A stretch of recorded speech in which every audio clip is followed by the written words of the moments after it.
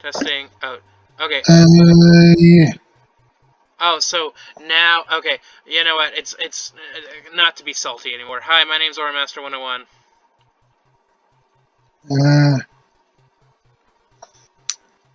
I don't think I have any more like 10-year, 5-year, hell, even like 1-year plans.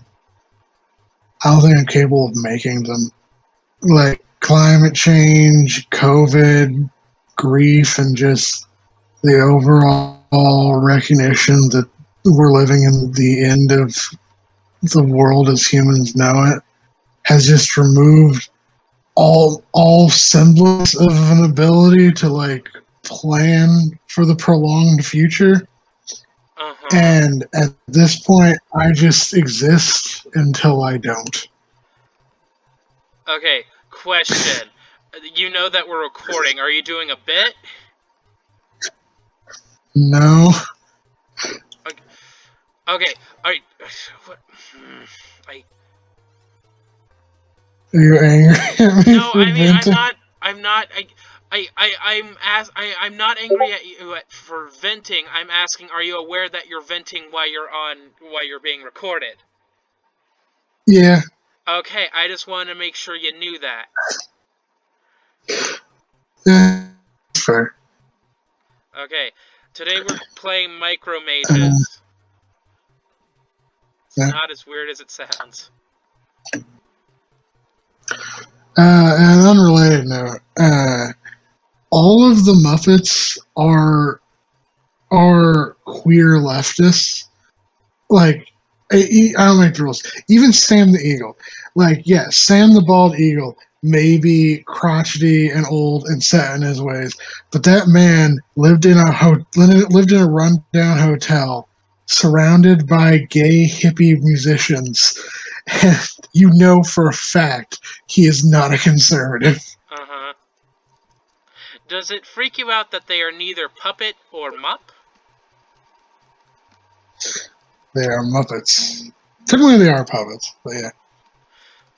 But what does the M stand for? Do you know that Big Bird nearly was on the Challenger mission? Like in space? Like the Big Bird costume, or the person who played Big Bird at the time? Both. Oh no! See, there's a not that different of a timeline where Big Bird was aboard the Challenger explosion, and then we had to explain to all of the worlds that Big Bird died trying to space. Yeah, that's what I was about to ask. Like, would have Sesame Street like done an episode over like grieving Big Bird, because you know like they did that with Mr. Hooper, right? They would have had to. They would have like had to. I guess that makes sense, because holy shit, yes, we would have. Because that would have been live on television too. That would have. Although there is an alternate one where he does go to space and everything's successful. True. God, yeah, that's that would have awful been to think about. That would have been a conversation. I mean, do you know that? Sorry, continue. I was about to say, okay, so you're probably not aware of Punky Brewster, but they did an episode where Punky's like, I want to be an astronaut when I grow up, and the teacher's like, hey, the Challenger launch is happening next class period. Why don't we watch it on one of the Roland TVs? And all the kids are like, yay! And then Punky Brewster comes like afterwards. It's a scene where Punky Brewster like comes in to like talk to her adoptive like dad, and he's like, what's wrong, sweetie? And he's like, the Challenger exploded on live TV. And okay, I should not be laughing because the Challenger was awful, like an awful tragedy, but just like the wildness of it. And like the next day they come into school, and like the teacher's like doing grief counseling, and one of the kids is just like, I thought Mr. T was gonna come in and like be like, oh, everybody's saved, and I'm just like I don't know what I'm fucking talking about. Mr. T's not always there. Mr. T's not always there, Billy. Mr. T's not always there. Yeah. I bring that up because like this kid came in dressed up as Mr. T, as like what they want to be when they grow up. He was dressed up as Mr. T. He was not doing blackface. The small child was not doing blackface as Mr. T. That would be fucked up. Even though this was a 1980 show, still fucked up. Yeah. Blackface has always been fucked up. Yeah. Speaking of 1980s and blackface, did you know that Europe was still doing blackface and minstrel shows until 1988? That's fucked up. I'm not again, parts of Europe actively do blackface still with like Black Pete. Black Pete? Yeah, it's a thing. I'm gonna do that real fast. Where is Black Pete at? Okay, now I have a question. Zwarte Piet is Dutch for Black Pete. It's he is considered a companion of Saint Nicholas in the folklore of the countries. He is said to be depicted as a blackamoor from Spain with his skin, he carries the coal. Oh, so he's actually based off of a black person. Yeah, well, yeah, but like everyone, but like it's like I'll send you a fucking image. Okay. It's like very clearly like this is blackface. Okay. I was like asking and making sure, like, is this a case where like this guy is supposed to like represent like a shadow, and so they like dress up like as a shadow? You know what I'm trying to say?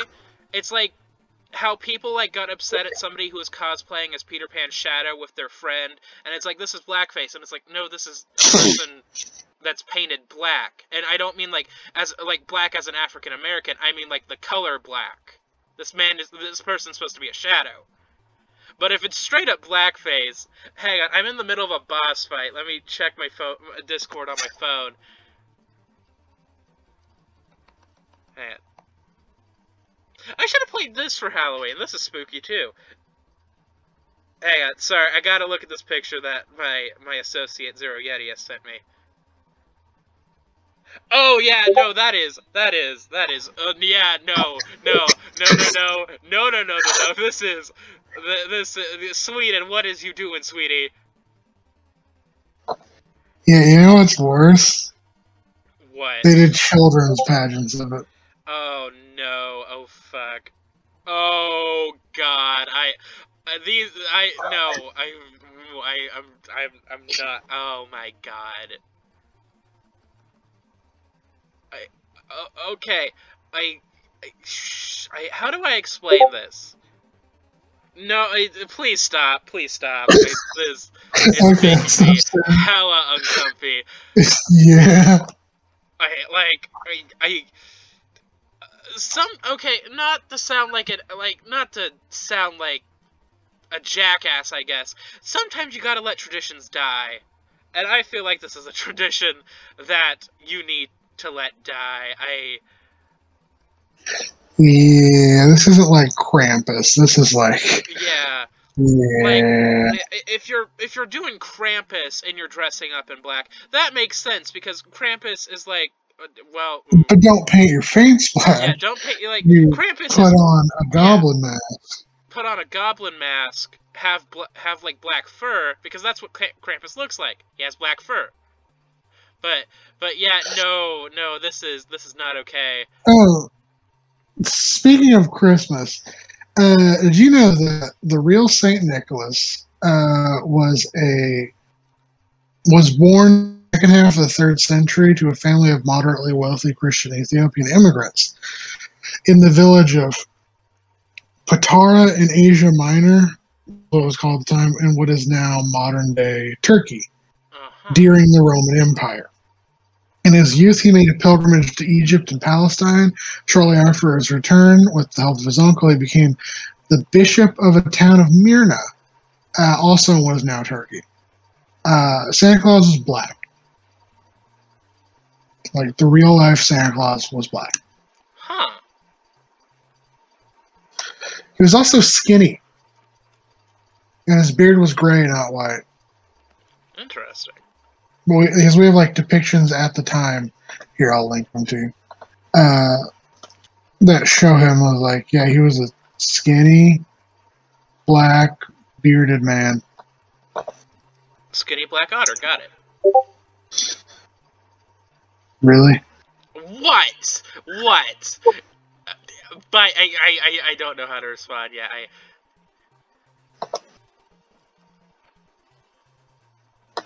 Huh. Interesting. Yeah, St. Nicholas. Anyway, what were we talking about? I don't know. It's gonna make a.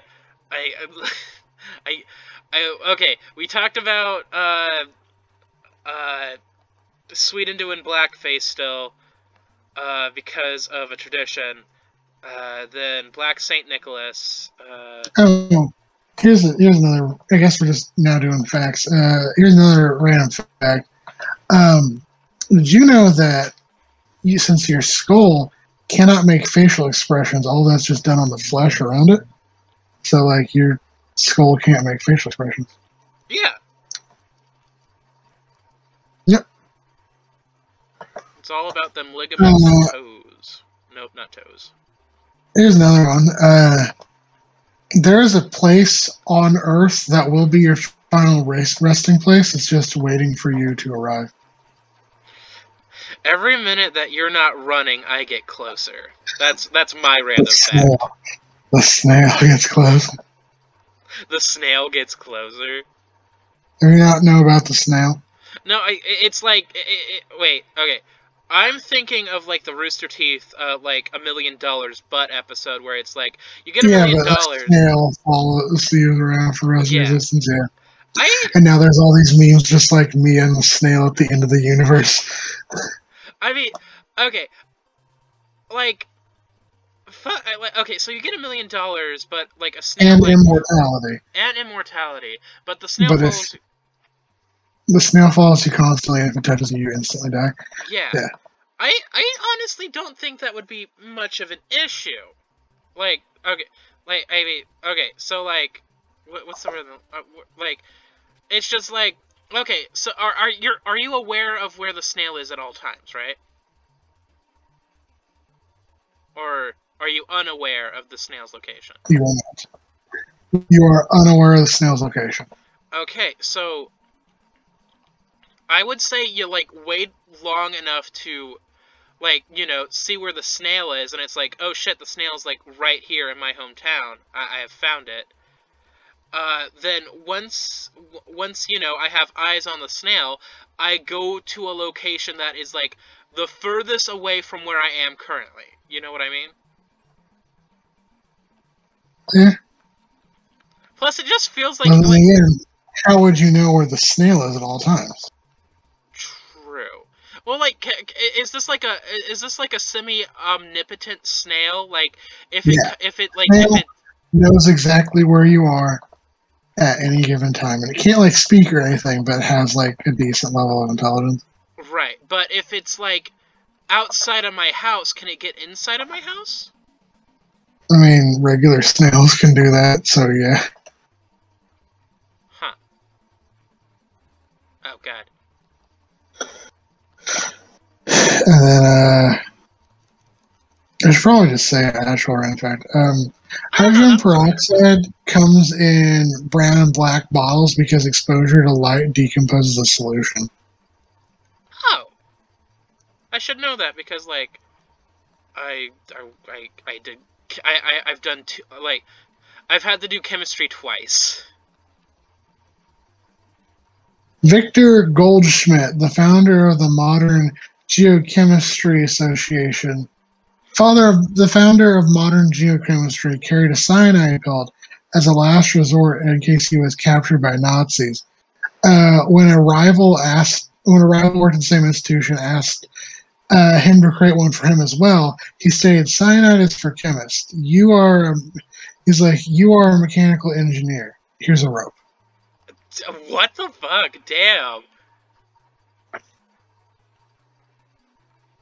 Hey, I don't want to be captured by Nazis. Could you also make me a painless way to die so I could, like, not get captured by Nazis? Here's a rope. Go choke.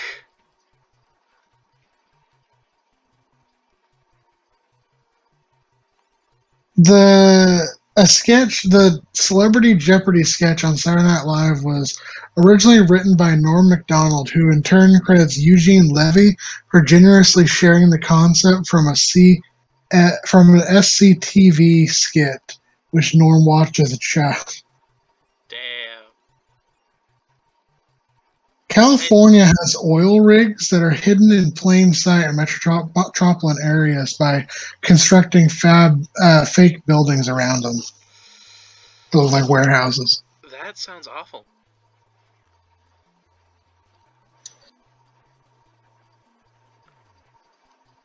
Michael Keaton's character Beetlejuice is actually named Beltagoose, named after the star in the movie Beetlejuice. However, Tim Burton originally wanted Sammy Davis Jr. for the role, so Michael Keaton decided to get back at it a little bit by calling it Beetlejuice the entire time, which in turn caused all the other actors to call him Beetlejuice. Damn. Beetlejuice was a good movie, and I do enjoy the musical as well. It has some great. Yeah, musical adds like an interesting dynamic to it. What does? The musical adds like an interesting dynamic. Yeah. Plus, not to be a monster fucker on Maine, I think the guy who plays Beetlejuice in the musical is hot.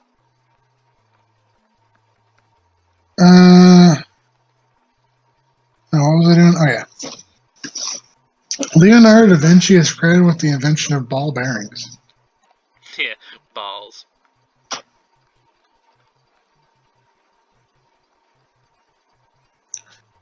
So there is something called a rap range, which is the anger, frustration, which results from the inability to open a package. It is estimated to be responsible for 60,000 people a year being treated for severe injuries. In one survey, 71% of the population say they have been injured in some way while opening packages. And in 2004, this resulted in 6,500 emergency room visits. This is going to be a dumb question to ask, but, like, and it's not really, like, random fact related, but, like, if you could, like, sleep with a random, like, famous person from history, whether it be, like, a celebrity or, like, a scientist, so on and so forth, who would you go for? I'm not entirely sure. Is it bad that... Okay, do you want my joke answer? Who's your joke answer? Charles Darwin. Because, like, I assume that he'll, like, fall asleep after we get done. And once he does, I would dress up as his mother. Why? Just to freak him out, because, it's like, oh, every dude wants to... Fuck, I died. That's not Charles Darwin. Charles Darwin's evolution. Oh my god, I'm dumb as shit. Yeah, you're thinking... I meant Sigmund Freud. Sigmund Freud. Sorry, guys, I got my weird scientists fucked up. I apologize. I mean, I would fuck Sigmund Freud, and then when he wakes up, I would be dressed as his mother. And then I hope that would give him a heart attack. My apologies. I probably like fuck Nikola Tesla, maybe. Okay, actually, okay, that's my actual answer. Nikola Tesla. He's.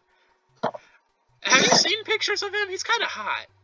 Nikola Tesla was dope as shit. John Brown, but he was incredibly Christian, so that probably wouldn't happen. Nikola Tesla could fuck. Thomas Edison doesn't even know how to fuck. Thomas Edison, kind of dead. Thomas Edison, kind of a dick. And then, one second. God, this episode is weird. I'm sorry.